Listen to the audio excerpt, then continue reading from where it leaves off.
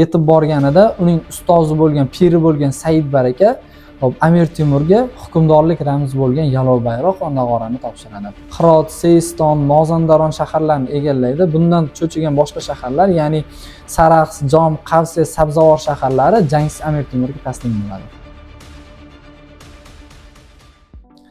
Biz oldingi videomizda Ichki ishlar akademiyasiga suhbat nizomi haqida ma'lumot bergan edik. Endi xuddi shu suhbat nizomi asosida bir mavzuni sizga ochib beramiz. Misol uchun Amir Temurning siyosiy kurash maydoniga kirib kelishi.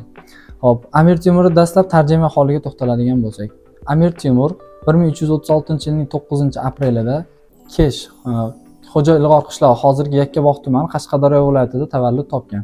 Otasi Amir Tarag'ay, onasi Takina xotun o'z davrining obro'li oilalaridan hisoblanishgan va Kesh vohasida o'z yer mulklariga ega bo'lishgan. Hop, Amir Temur 7 yoshidanoq madrasaga ta'lim olish uchun kirgan. 12 yoshidan bolalarga xos o'yinlarni tashlab, harbiy sohalarga qiziqishni boshlagan. Misol uchun ot chopish, kamondan o'q uzish va harbiy san'at turlariga. Hop. Bundan so'ng Amir Temur dastlab o'z harbiy faoliyatini yollanma askar bo'lib xizmat ko'rsatishdan boshlagan. Amir Temur otlarga boshqacha mehr qo'ygan edi. Hop, Amir Temur yoshlik chog'laridanoq ko'plab fanlarni chuqur o'rgangan. Misol uchun tarix, me'morchilik, falsafa, din sohalarini chuqur o'rgangan.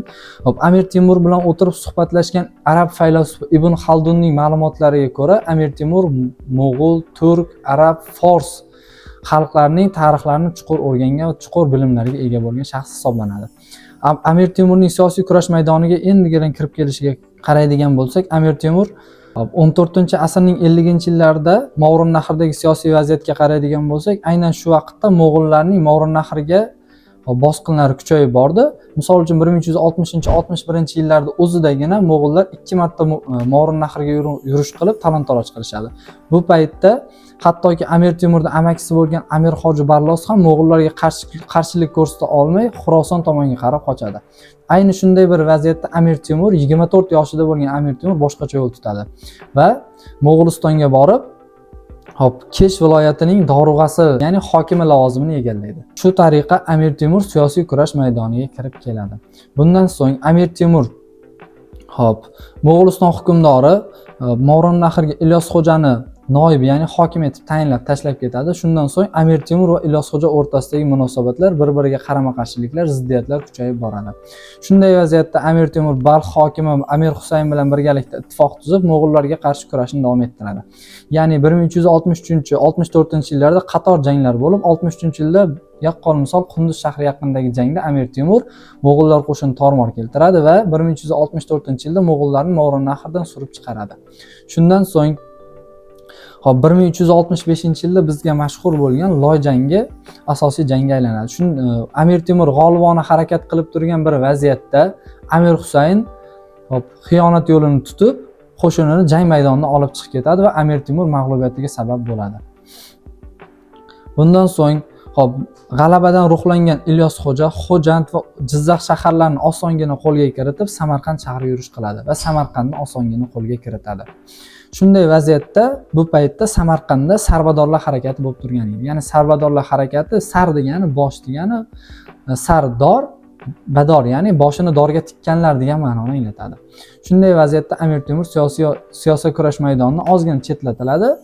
Bunday vaziyat bu paytda Samarqandda Sarbadorlar harakati bo'layotgan edi. Shunday vaziyatda Amir Temur 66-yilning bahorida Samarqandga kirib keladi va birmuncha o'zining norasmiy hukmronligini o'rnatadi.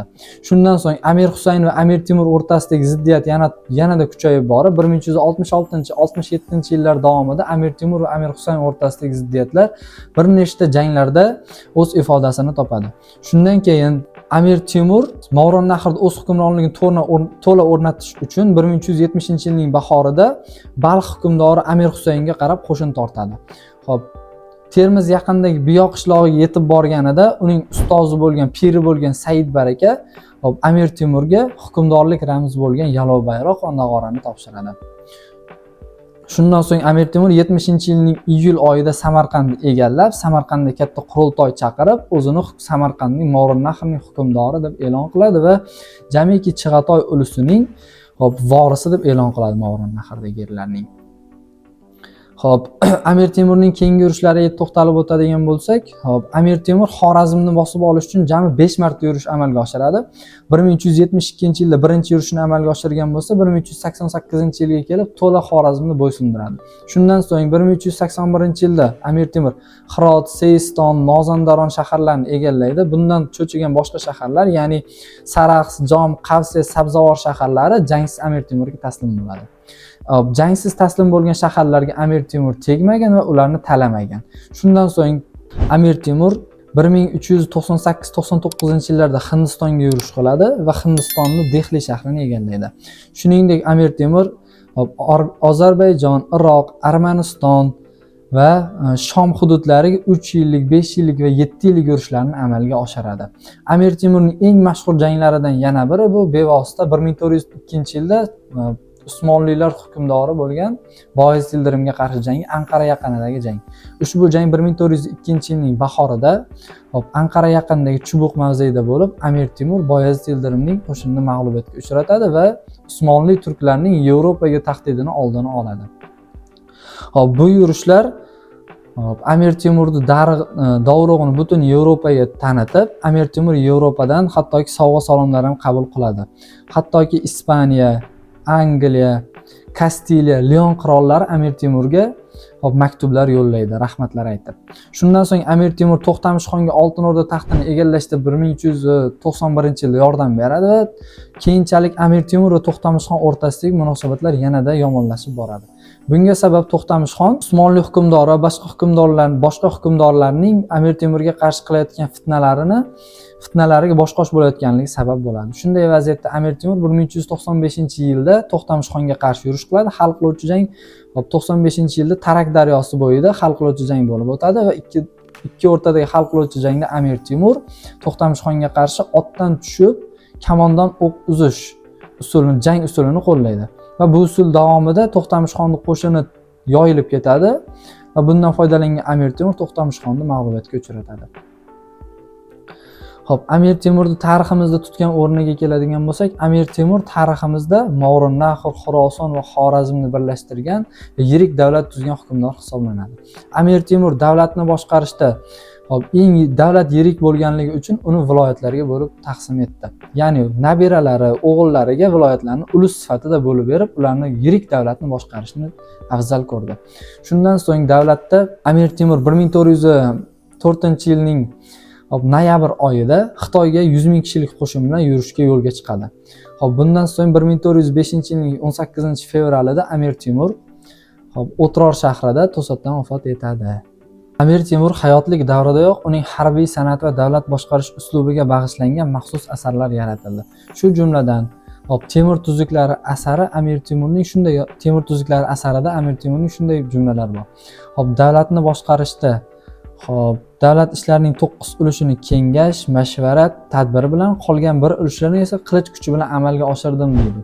Ya'ni kuch adolatlidir degan jumlalar Amir Temurning davlatni boshqarishda qanday aql, zakovat va mamlakatni aql, zakovat va adolat bilan boshqarganligidan guvohlik beradi. Shunday qilib o'sha sohibqiron Amir Temur davlatni boshqarishda harbiy sohada o'ziga xos usul yaratib, yirik davlat barpo etgan hukmdor sifatida tarixda nom qoldirgan. Tarixdan suhbat davomida sizga shunday savollar tushsa, mana shu qolipda, mana shu tarzda gapirsangiz, aynan maksimal ball olishingiz mumkin. E'tibor uchun rahmat.